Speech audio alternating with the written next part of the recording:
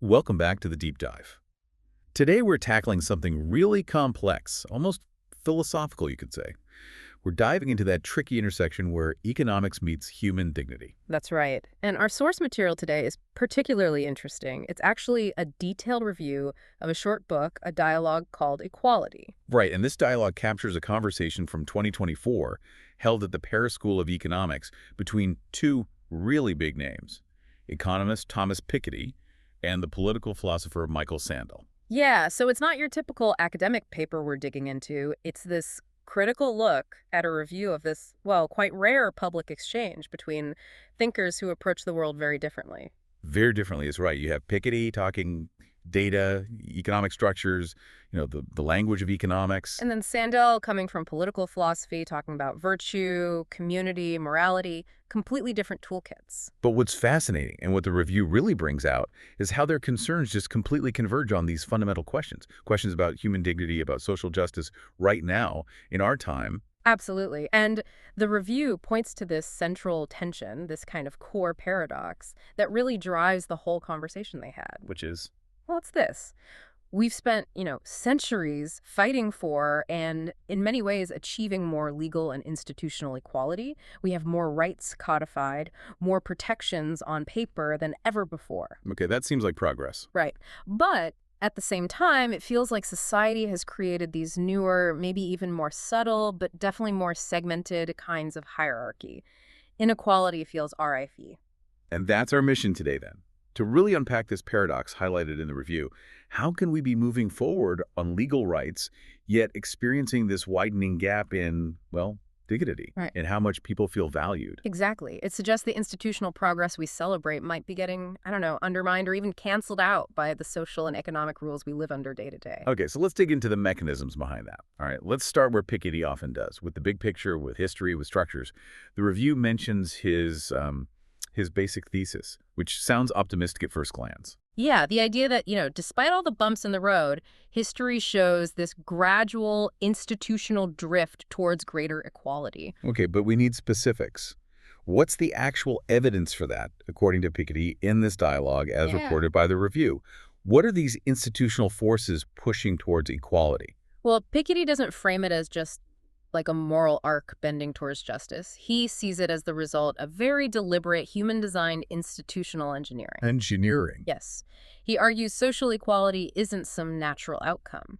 It's been built, slowly, using specific structural devices, tools designed specifically to fight against capital's tendency to just pool at the top. Okay, give us some concrete examples. What are these devices the review discusses? Sure. The big one, maybe the most important, is the development of sophisticated progressive tax systems. Not just any taxes. No, not flat taxes. We're talking about historically the establishment of steeply progressive income taxes.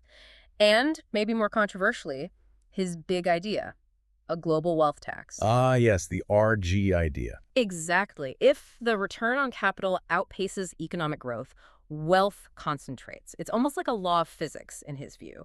So a progressive wealth tax isn't just about funding government services. It's about breaking that cycle. Precisely. It's an institutional intervention designed to directly counteract that gravitational pull of existing wealth to force it to circulate more. Okay, so taxes are one. What else? The other major engine he points to is the huge expansion, especially after World War II, of universal access to certain public goods, primarily education and healthcare. Makes sense. The whole idea behind mass public education was revolutionary, right? To break the old link between your family's wealth and your chance to learn, to get ahead, theoretically anyway. And healthcare. Universal healthcare aimed to equalize things at a really fundamental level. Your health, your ability to recover from illness, shouldn't depend entirely on your market position. It removes that basic vulnerability from the pure logic of the market. You can definitely see the power in that argument. I mean, compare today widespread voting rights, basic safety nets, some level of accessible education. Compare that to, say, the 1800s with its rigid class structures. The legal and institutional progress is undeniable. Yeah. Rights have broadened. Right, and yet, here's the contradiction. The big but that sits at the heart of this Piketty-Sandel dialogue, according to the review. Go on. If the rights framework is stronger, if we have these institutional tools for equalization, why does it feel like inequality is worse? Why is there so much social resentment, so much anger? Why is our politics so fragmented around this issue? It must mean that the institutional equality, the legal stuff, hasn't delivered something deeper. Exactly. It hasn't delivered what the review calls the equality of being. We have to make a clear distinction here. There's the equality of rights, the legal promises, Okay. and then there's the equality of the individual, which is all tangled up with social recognition, respect, dignity. The review argues that while the floor of rights has risen, society has simultaneously built these incredibly elaborate new kinds of class structures above that floor. More segmented, more complex. So the law says you're equal. But the lived social experience, increasingly shaped by the market, shouts, no, you're not. You are fundamentally unequal in worth. Wow. Okay. That's the core paradox the review nails down. The state grants equal rights on paper, but society, often through economic sorting, assigns dignity and respect in this incredibly differential way, unevenly. And that differential assignment of worth is what's making the social climate so volatile now. Because like you said, you can't exactly sue the market for disrespecting you. Precisely. There's no court for that. Okay, so if the institutional progress isn't the root cause, maybe it's even masking the real issue. We need to pinpoint what is creating this dignity gap. What's the value system driving this new hierarchy in our sort of post-neoliberal world? The review points the finger directly at the value system underpinning the achievement-based market society. You know, what we often call meritocracy, though maybe that term hides more than it reveals. Well, we're living under this relentless pressure of market competition, right? Standardized tests, performance reviews, rankings, an intense focus on individual achievement, especially educational credentials and economic success. But wasn't meritocracy supposed to be the good thing? The replacement for old aristocratic privilege based on birth? The idea was talent would rise, level playing field, all that. That was the promise. But the review suggests, drawing on Sandel's critique in the dialogue, that it's created its own devastating form of stratification. Why? What went wrong? Because when you dismantle the old justifications for hierarchy, like inherited titles, the market rushes in to provide a new justification. And this one feels moral. Yeah, this is the really insidious part. The system doesn't just create wealth gaps, it starts to re-rank human existence itself. Success in the market, getting the right degree, the high-paying job. It's seen not just as success, but as a sign of virtue, discipline, intelligence, maybe even inherent worth. Which implies the flip side. Exactly. Failure, or even just moderate success, gets internalized. Not as bad luck, not as systemic barriers, but as a personal failing. A lack of effort, a lack of talent, a lack of the right grit. It becomes a moral stain. So the market isn't just sorting us economically. It's telling us deep down who we are and who other people are in relation to us. Absolutely. And Michael Sandel, as the review notes, has been really insightful on how this corrodes solidarity. It creates winners prone to, well, arrogance, hubris, believing their success is all their own doing. And the losers. They suffer not just economic hardship, but humiliation, shame, self-blame, and this ties directly into what the review calls modern credentialism, meaning your educational pedigree, which elite university you went to, has sort of replaced noble birth or inherited land as the key marker of status. But isn't education supposed to be the ladder up? It is, but that pedigree itself often requires significant financial resources or specific cultural capital to attain. So it risks becoming a new form of inherited advantage, just disguised as earned merit. That's quite a twist. So Piketty's equalizing mechanism, education, simultaneously becomes Sandel's segmenting mechanism, depending on how you look at it. The brand of the degree matters more than the learning, conferring, or denying dignity. That's a great way to put it. And this hierarchy gets reinforced constantly in modern life, doesn't it? Think about it. Salary transparency websites, LinkedIn profiles showing career trajectories, social media showcasing lifestyles, even the subtle differences in health plans tied to job status. It's all incredibly visible. Incredibly visible. And that constant visibility just rubs salt in the wound of differential worth. It makes the inequality feel personal, immediate. Okay, so let's synthesize this. This is the challenge for you listening. You have a legal system that says you are equal, you have rights. But you have this pervasive market culture, obsessed with achievement and credentials, that's constantly visibly telling you and everyone else that you are profoundly unequal in basic human value. What does that do politically? The review argues this is the defining political challenge of our era, the era after peak neoliberalism, perhaps. When large groups of people feel systematically disrespected, when the system implies their work, their life, their choices are inherently less worthy than those of the cognitive elite. Their political reactions stop being purely about economic interest. Exactly. They become driven by resentment, by a demand for recognition, for dignity. This forces us to think about the social contract in ways that go way beyond just GDP figures or Gini coefficients. You can't fix this deep political anger just by fiddling with tax brackets. You have to address the fundamental deficit of respect. All right, if this dignity crisis is the core problem, let's pivot to solutions.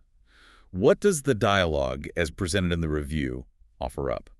Piketty and Sandel are coming from different places, so what strategies emerge? The conversation seems to crystallize around three main responses, a sort of triad.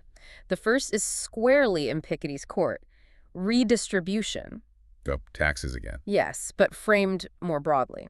It's a commitment to using economic tools, primarily progressive taxes, on both income and, crucially, wealth and inheritance, to actively, significantly rebalance who owns capital and who gets what slice of the national income. The thinking being? The thinking being, if you dramatically shrink the massive gap in wealth and income, you chip away at the material basis for these huge differences in status and, hopefully, dignity.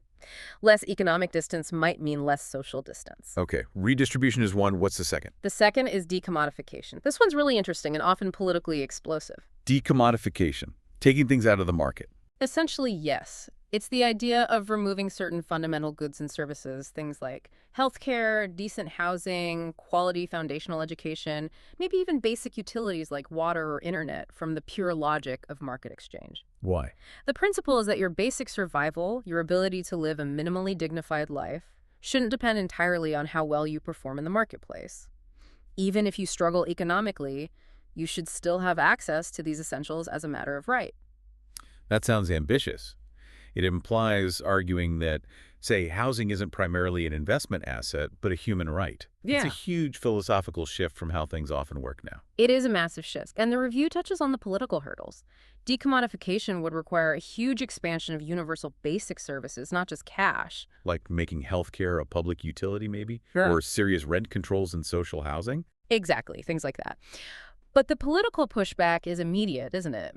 Market logic is so often equated with freedom or efficiency, so any attempt to carve things out of the market gets framed as government overreach, as anti-liberty. It becomes ideological instantly. Especially in economies steeped in decades of, well, market-first thinking. Right. It makes actually implementing widespread decommodification incredibly difficult. Okay, so redistribution, decommodification. Yeah. What's the third leg of the stool, likely coming more from Sandel's perspective? That would be expanded political participation. This focuses on making sure people from all walks of life are genuinely involved and feel involved in the decisions that shape society. So it's about power and voice. It's about power and voice, yes. The idea is that if you feel like a recognized active participant in governing your own community, your own society, that affirms your dignity in a powerful way. It gives you a status that isn't tied to your bank account or your job title. It's the dignity of citizenship. Okay, these sound like reasonable goals. Economic fairness, essential security, democratic voice. But now let's get critical, as the review does. Can these policy changes, redistribution and decommodification specifically, actually guarantee this equality of dignity we're talking about? What are the limits here? Well, the core skepticism reflected in the review is that institutional fixes, especially purely economic ones, often seem to hit a kind of wall when it comes to changing deep-seated patterns of social recognition. No, so? You can redistribute wealth, right? Maybe significantly, but does that automatically change how people treat each other? Does it change the subtle and not so subtle ways we rank and judge one another based on perceived status, education, profession? Probably not entirely. You could legislate equal pay for different jobs, but you can't really legislate genuine mutual respect between, say, a software engineer and a plumber, even if their incomes become closer. Exactly. The highly paid union plumber might still feel looked down upon by the Ivy League consultant next door. The institutional fix changes the economic structure, but maybe not the cultural or social hierarchy of esteem. Which is why Sandel's focus on morality and community becomes necessary to fill that gap. That's precisely the connection. Sandel's emphasis on, civic virtue, shared public spaces, mutual obligation, It's an attempt to address this limitation of purely structural fixes. He's trying to cultivate the ethics of interaction, hoping respect can grow organically from shared values and community life, not just be mandated from above. So it makes the division of labor clear in their approaches. Piketty tackles the economic structure, Sandel tackles the moral structure. Right. But the review apparently finds a practical problem with Sandel's approach too. It does. While his ideas about community and virtue resonate morally, the review points out they can seem a bit abstract when you ask, okay, how do we actually implement this? Yeah, how do you write a government policy to foster genuine community consciousness across a huge, diverse, often fragmented modern society? It's much harder to operationalize than, say, calculating a new tax rate. While Piketty's global wealth tax might face huge political obstacles, Sandel's call for moral renewal faces, perhaps, even bigger practical hurdles in terms of concrete strategies. I see the bind. So if Piketty's fix is maybe politically near impossible, Sandel's fix might be practically elusive? That seems to be the central challenge the review leaves us with from their dialogue. They correctly identify these two dimensions of inequality, the institutional economic and the moral recognition-based. But the critical question remains unanswered. How do you actually make these two things connect and reinforce each other in the real world, given the messy realities of power, culture, and human behavior? Without that connection, we just get partial solutions, maybe. That seems to be the implication. We're left wrestling with how to bridge that gap. This brings us to a really interesting, almost self-reflective part of the review.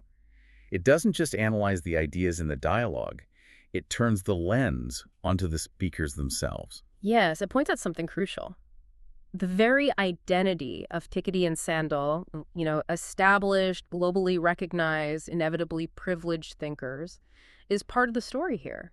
It matters who is having this conversation. Okay, how so? What's the significance? Well, the review suggests it's actually quite meaningful that two figures with their kind of status are openly grappling with these issues of social division and resentment. They could just stay in their academic lanes, publish their work. Well, silence might be easier. Silence or just sticking to pure theory might be safer, less controversial. So their willingness to engage directly on these sensitive topics in public is notable. What interpretation does the review offer for why they're doing it? Is it just intellectual curiosity? The more positive interpretation offered is that this dialogue represents a genuine attempt by members of the intellectual elite to reflect on their own world, their own position within it. So not just observing the problems out there. Right. Moving beyond just diagnosing societal ills from a distance towards acknowledging, perhaps implicitly, that the very structures of success and recognition they benefit from might be contributing to the friction they're discussing. An attempt to look inward a bit. Okay, that's the generous view. But the review also sounds a note of caution, a critical warning. And this feels really important for us as listeners trying to think critically. What's the potential downside when elites talk about the problems of inequality? The main risk highlighted is what you might call moral co-option, or perhaps reinforcing their own authority. Meaning there's a danger that the act of publicly discussing and denouncing inequality could, ironically, end up primarily serving to boost their own reputations as thoughtful, ethical leaders. Like a performance of concern. It could risk becoming that, yes. A way to signal virtue and gain moral authority, possibly without leading to fundamental changes in the power structures that might, actually disadvantage them or the institutions they represent. Okay, that's one risk. Yeah. What else? The other big risk, maybe even more damaging politically, is the danger of simplification. How does that play out? The review warns that these high-profile discussions can sometimes inadvertently create or reinforce overly simplistic narratives. The kind of rigid dichotomy where you have the workers or the non-elite who are portrayed as uniformly virtuous victims, always angry. And on the other side, the elite who are caricatured as universally arrogant, out of touch, and entirely to blame. Exactly. We see that crude framing constantly in politics today, don't we? It's emotionally appealing, maybe, but it flattens a really complex reality. And what's the consequence of that simplification? Well, the review argues it's pretty severe. It distorts the genuine, difficult conversation we need to have about structural problems, moral responsibilities, and potential solutions. Instead of the dialogue fostering language that could actually expand social solidarity, finding ways for different groups to understand each other, maybe find common cause. It becomes fuel for the fire. It risks devolving into just another tool to stir up public sentiment, to deepen the divisions. And when you replace complex analysis with simplified resentment. You're squarely in the territory of populism. Populism thrives on exactly that kind of simplified us versus them narrative, feeding on the feelings of indignity and disrespect. So the very dialogue intended to understand and maybe heal the divisions caused by dignity and equality could inadvertently end up accelerating the political forces that exploit those same divisions. That's the paradox and the critical tightrope these kinds of public intellectual interventions have to walk. And for us as listeners, the challenge is always to discern between, genuine efforts at understanding and reform and what might just be positioning or unhelpful simplification. Hashtag tag outro. So this deep dive into the review of Piketty and Sandel's equality dialogue has really laid bare some uncomfortable truths about where we are. It shows how our dominant systems, whether it's social democracy trying to achieve equality through institutions or liberal democracy focused on individual rights, can both, maybe unintentionally, end up creating these really potent new forms of inequality, especially around this core issue of human dignity. Yeah, the ultimate takeaway, synthesized from the review of their conversation, is actually quite sobering, maybe even a bit startling. We tend to think of legal equality institutional progress as the natural direction of history, right? Like, of course, things should get fairer over time. Seems logical. But the review suggests, reflecting on their points, that maybe social equality, genuine equality of being and dignity is actually quite unnatural, that the default flow of history, the dynamics of capital, the workings of market-based recognition, they might have an inherent gravitational pull towards hierarchy, towards segmentation, towards differential respect. Implying that the forces creating inequality are kind of the default setting, and equality requires constant active effort against that current. That seems to be the implication. If the natural drift is towards inequality of dignity, then pursuing it, achieving it, requires what the review calls an enormous effort. Not just a one-time fix. Not just passing a law or setting up a program. It requires this constant active vigilance and pushback, not just in parliaments or government departments, but in the everyday social interactions, in the cultural norms that assign value and respect based on market success or credentials. Which really shifts the focus, doesn't it? It brings it away from just blaming politicians or distant elites and puts the onus back onto us as individuals within society. So, since we've heard that the legal framework, the institutional fixes, are maybe only half the equation, here's something for you to think about. If social equality, if equal dignity, is indeed unnatural in this sense, fighting against the current, what non-institutional efforts do you need to prioritize?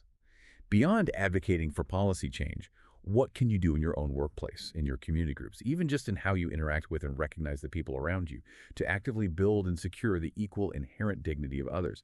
That feels like the real ongoing work this conversation points towards.